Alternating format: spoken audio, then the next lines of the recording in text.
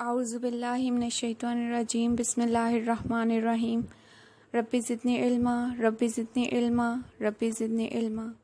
अस्सलामु अलैकुम dear students, hope you are fine.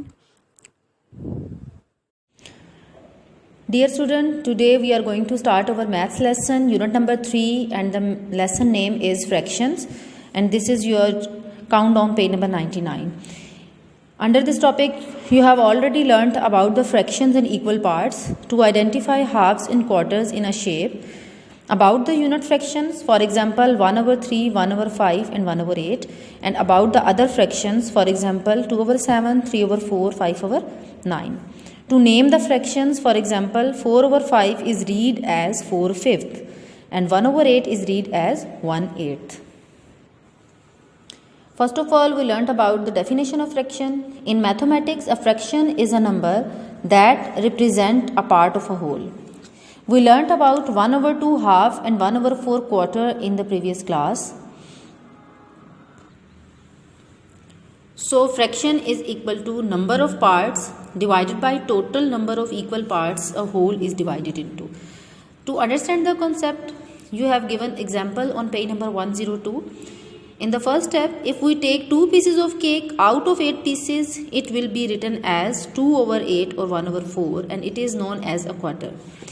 In the second step, if we take 3 pieces of cake out of 8 pieces, it will be written as 3/8 and it is known as a common fraction.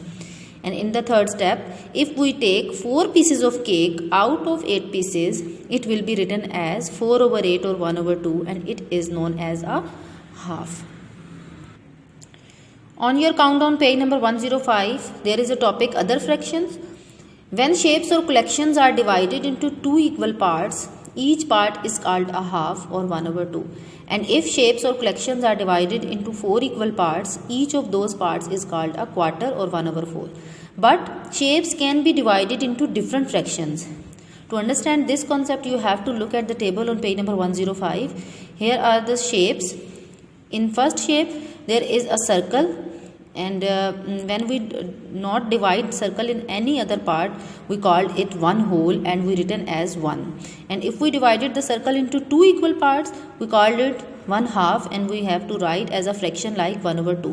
And if we divide the circle into 3 equal parts, we called it 1/3 and we written as 1/3. Similarly, we have to do this, we have to complete this table and we have to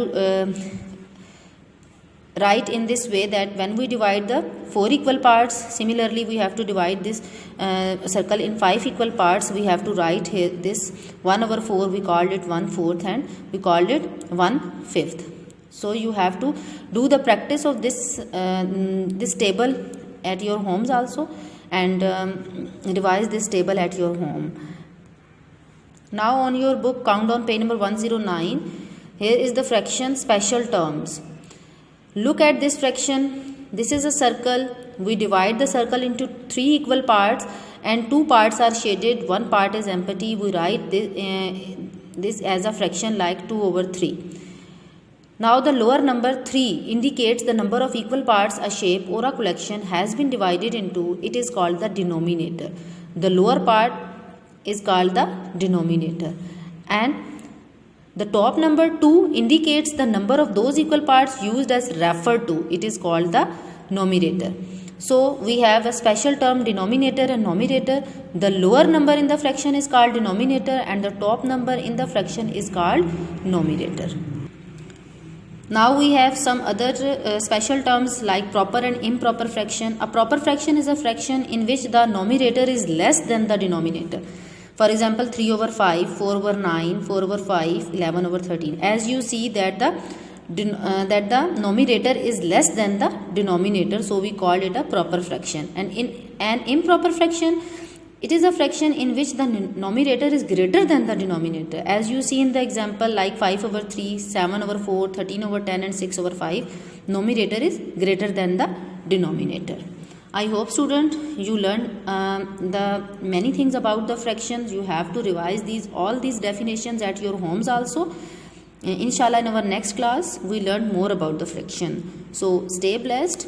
Fi amanillah.